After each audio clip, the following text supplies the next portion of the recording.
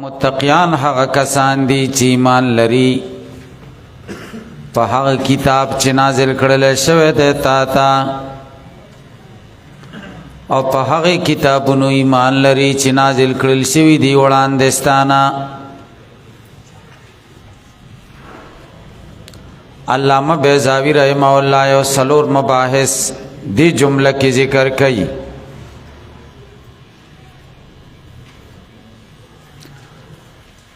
اول بحث د دې آیت کریمه مصداق څوک دي، دې باره کې به یو څلور اقوال بیان کی. دویم بحث کې به د انزال معنا او کیفیت د انزال بیان کی. درم د ما انزل الیک و ما انزل من قبلک نس مراد دی دا بیان کی. آخر کے بعد کتب سماویہ و متعلق زمانگ عقیدہ بیان کی. آسمانی کتابوں متعلق سا عقیدہ ساتل پکار دی. اول بحث دایت مصداق هم مومنو اهل الكتاب. یو احتمال دا دی چې د دې آیت نه مراد د اهل کتاب مومنان دي، د مخکې نه مراد متقیانو زمونږ د نبی کریم صلی الله علیه وسلم باندې ایمان لرونکي او د دې نه هغه ایمان لرونکي مراد دي چې تیرو کتابونو باندې ایمان راوړو، یهود مسلمانان شوي یا عیسایان مسلمانان شوي عبداللہ ابن سلام و ازرابی لکه عبداللہ ابن سلام او د پشان نور خلق. نو دا والذین دا با موصول بعد بل موصول شي معطوف علی الذین یؤمنون بالغیب الذین یؤمنون بالغیب باندې بعد شي. داخلون معهم فی جملة المتقین داخل بشي دا غوی سره د متقیانو په جمله کې. گویا کہ متقیان دو قسم دی، اول الذین یؤمنون بالغیب، دویم والذین یؤمنون بما انزل الیک. نو دا په متقیانو کې داخل شو. څنګه پکې داخل شو؟ دخول اخصین تحت اعم، لکه دوا اخص چې یو عام دلان دی راشي لکه په پوی نشي. متقین د دوړو د پاره جنس شه دا انواع شو. وهو قول ابن عباس دا عبد الله ابن عباس رضی الله تعالی عنہ قول دی. دویم قول او علی المتقین یا دا عتب دے په متقین باندې. هدل للمتقین قرآن کریم ہدایت دے د متقیانو د پاره. والذین یؤمنون بما انزل الیک وما انزل من قبلک دا هغه خلکو د پاره هدایت دی چې ایمان لري په کتاب چې تعالی نازل شوی په هغه کتبو چې تا نه وړاندې نازل شوي. هلکه پې پوه شئ.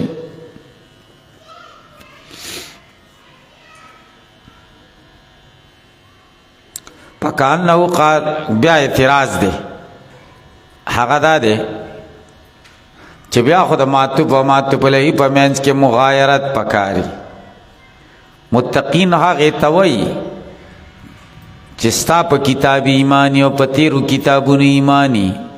معطوف علیه کې هم دا مراد شو. والذین یؤمنون بما انزل الیک وما انزل من قبلک نم هم دا مراد شو. دواړو مطلب یو شه کنه دی وایي نه مطلب یو نه دی کنه. فکأنه قال گویا کہ دسی ویلی هدل للمتقین عن الشرک. قرآن کریم ہدایت دے دا خلقو دا پارا چی شرک نزان ساتی. والذین دا خلقو دا پارا ہدایت دے آمنو من اہل الملل چی ایمان راوڑی دا دی ملتون والا یہودیت و نصرانیت والا. علیکہ پہ پوچھیں متقین نبا مراد مومنان نشی بلکہ متقین نبا مراد متقین عن الشرک شی. دو قسم مومنان دی، یو هغه چې شرک نه اسلام تراغلی دیم هغه دی چې د دین سماوي نه دین سماوي ته را نقل شوي، یهودیت نه نصرانیت نه اسلام ته راغلي. هلکه پې پوه شئ. دریم احتمال ويحتمل احتمال لري ان يراد بهم الاولون، چې مراد په دې سره اولنی خلق شي. اولنی څوک دي؟ چې درې صفتونه دي پکې: الذين يؤمنون بالغيب ويقيمون الصلاة ومما رزقناهم ينفقون. دی والذين يؤمنون بما انزل اليك نه بالکل مقه مراد شي، مصداق به د دواړو یو شي. ويحتمل احتمال لري ان يراد بهم الاولون، چې مراد د دین اولنی خلق شي. باعیانهم، تاسو به پوه شئ. بیا اعتراض دی چې الذين يؤمنون بما انزل اليك بعينه الذين يؤمنون بالغيب شو عاطف ته ضرورت تو عاطف خود تقاضا د مغایرت کوي. دے جواب کوي اگرچہ ذواتو کې اتحاد دے خو مغایرت په مفهوم دے. دا مغایرت فی المفهوم نازل شپ منزله د مغایرت د ذواتونو ذکر عاطف ذکر پوینش. ذوات خو یو دی دا بعینیه قدی، خو مفهوم د هغې او د دې بدل دی. نو تغایر فی المفهوم نازل شپ منزله د تغایر فی الذواتونو عاطف وکړو. د دې نظیر شته او دو شیرونه پیش کوي. صفات نازل شوی په منزله د مغایرت د ذواتو. او دویم شیر کې څه کوي؟ عطب بالفا کوي چې مغایرت د صفات نازل شوی پکې په شان د مغایرت د ذواتو.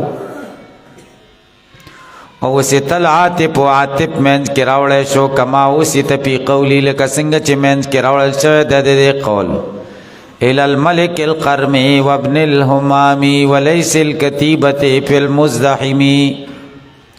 هغه بادشاہ ته چې سردار دی، وابن الهمام بهادر دی، وليس الكتيبة او زمره د لښکرونو دی، په المزدحم په جنگ کې.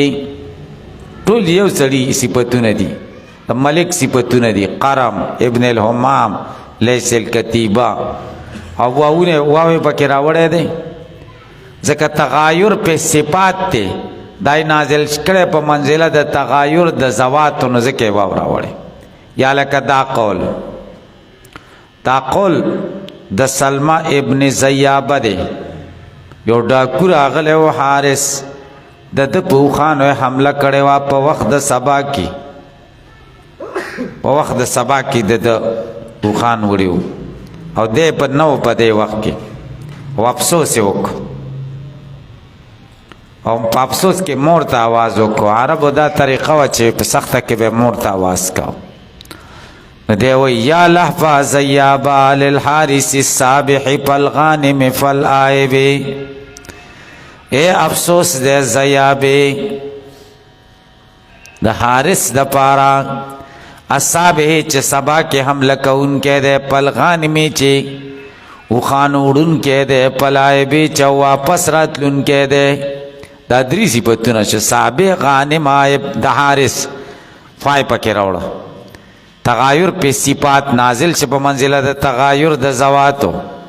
دلته هم دا شان چل شوی. الذين يؤمنون بالغیب والذين يؤمنون بما انزل الیک یو ذات ته مراد دی، خو صفات مفهوم بدل دی. نو تغایر په المفهوم نازل چې په منزله د تغایر په ذوات. علا معنا په دې معنا سره. نو سوال دا دی یلکه الذين يؤمنون بالغیب الذين يؤمنون بما انزل الیک،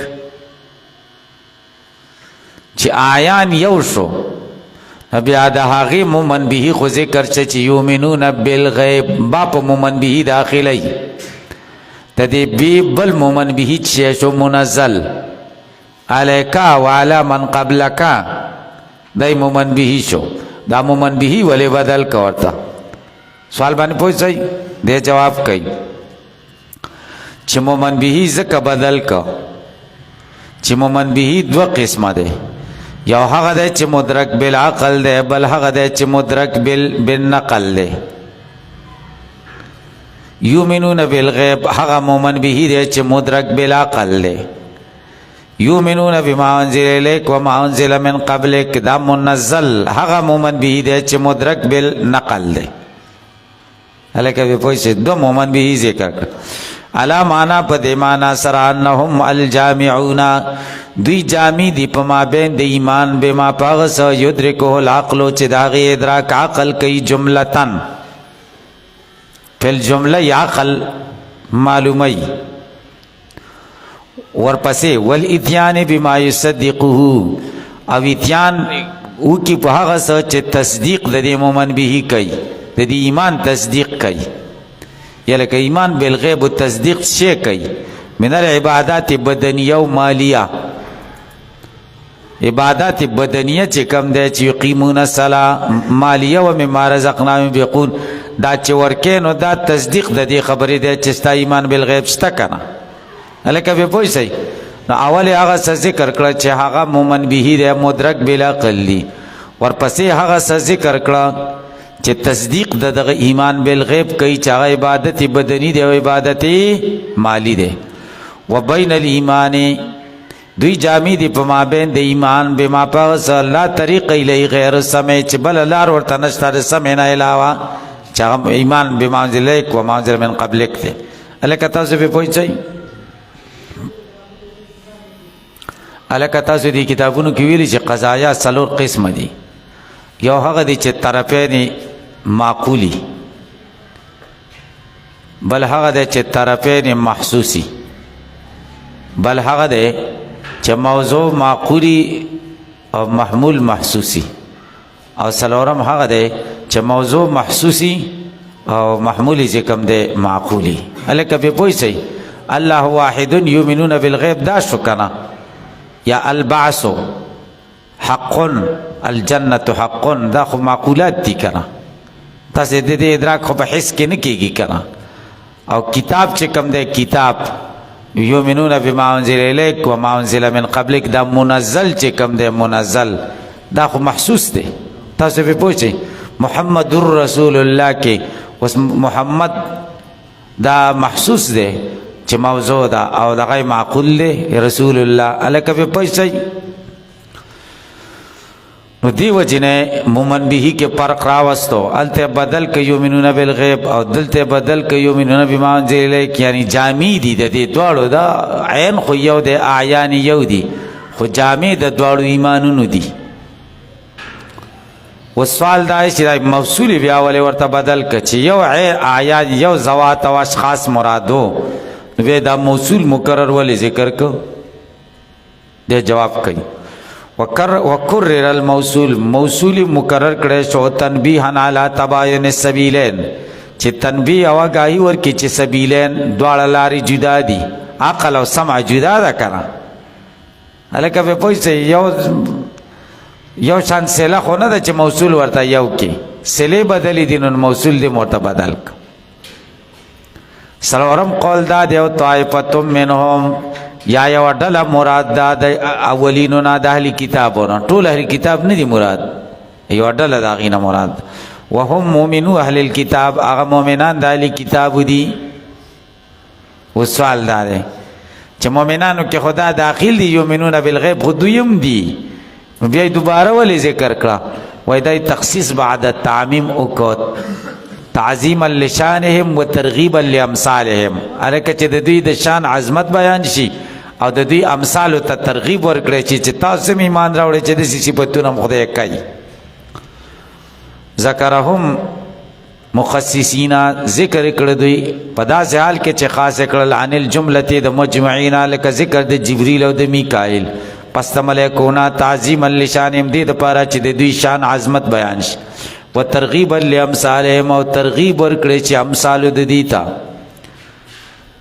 دویم بحث انزال. انزال څه ته وایي؟ یؤمنون بما انزل الیک والانزال نقل الشیء من الاعلی الى الاسفل. انزال دی ته چې یو شی د بره نه ښکته راشي، یو شی د بره نه ښکته راشي دې ته انزال وایي.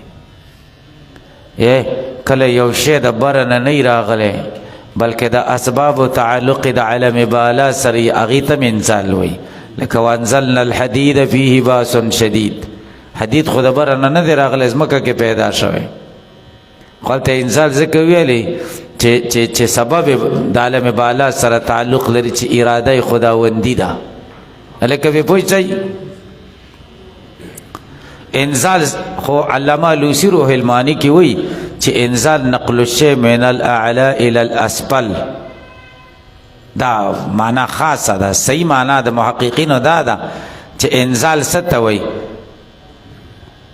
نقل الشیء من مکان الى مکان اعلی او اسفل پکې نشته تاسو به پوه شئ دا پکې ضروري نه ده کله د بره نه ښکته راشي کله د یو ځای نه بل ځای ته لاړ شي دې ته انزال وایي اگر که د بره نه نه وي هلکه پې پوه شئ خو دی وایي انزال نقل الشی من الاعلی الى الاسفل ته وایي